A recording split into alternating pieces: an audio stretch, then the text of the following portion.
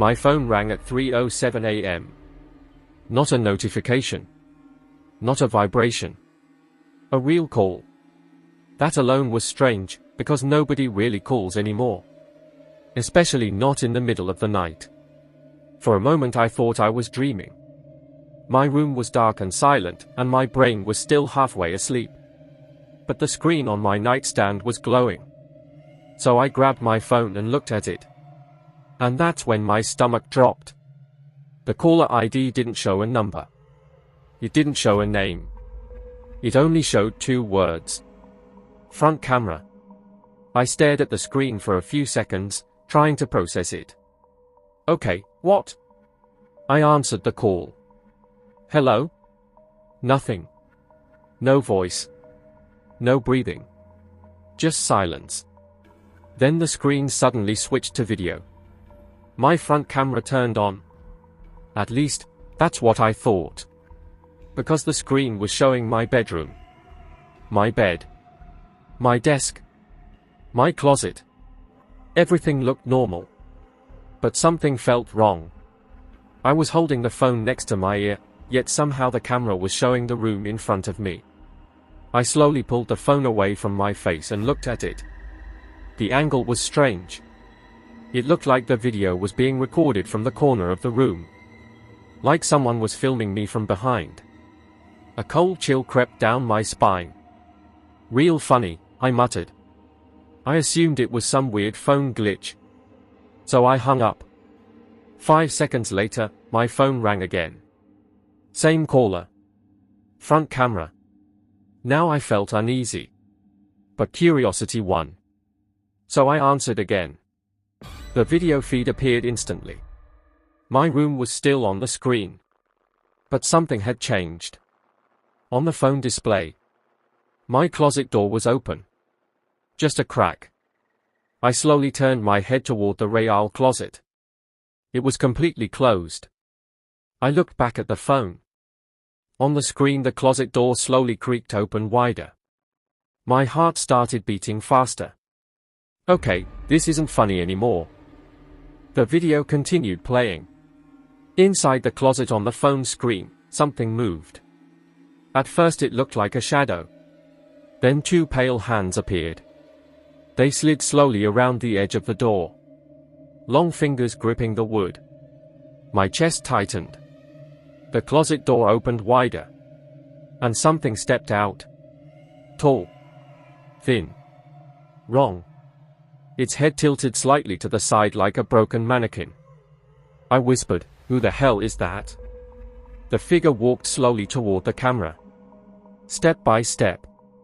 Until its face filled the entire screen. And that's when I realized something that made my stomach twist. The figure looked exactly like me. Same face. Same hair. Same scar above my eyebrow. It was me. But something about it felt off. Its eyes were empty. Its expression completely blank. The video suddenly glitched. The screen flickered. Then it went black. And finally, a voice spoke. "Don't turn around." The voice sounded exactly like my own. Every muscle in my body froze. I swallowed slowly. "Why?" I asked. The answer came immediately. "Because I'm not in the closet." My brain struggled to process that. "What?" Then the voice said something that made my chest tighten. "I'm standing behind you." I stopped breathing. I didn't move. Didn't blink. The phone screen flickered again. The video returned. But this time the camera angle had changed. Now it showed the back of my head. My shoulders. My chair. Like someone was standing right behind me filming. My throat felt dry. "Who are you?" I whispered. The voice chuckled softly. "You already know." Then a hand appeared on the screen. Slowly reaching toward my shoulder. I jumped up so fast my chair crashed to the floor. I spun around. Nothing. The room was empty. The door was locked. The windows were closed. There was nowhere for anyone to hide. I looked back at the phone. The camera feed showed the room again. But the figure was gone. My breathing was loud in the silent room. Then the voice spoke again. You broke the rule. What rule? I asked. The rule about looking. My phone suddenly buzzed. A notification appeared. Camera storage full. That didn't make sense. I opened my gallery. And my heart nearly stopped. Thousands of videos. All recorded from my front camera. I didn't remember recording any of them. I opened one. Timestamp. 3:07 a.m. The video showed my bedroom. Me sleeping. The room dark. Then slowly. The closet door opened. Something stepped out. A figure with my face. My body. But its movements were stiff and unnatural. It walked across the room. Stopped beside my bed. And stood there. Watching me sleep. 4 hours. Eventually the figure climbed back into the closet. The video ended. My hands were shaking. I opened another recording.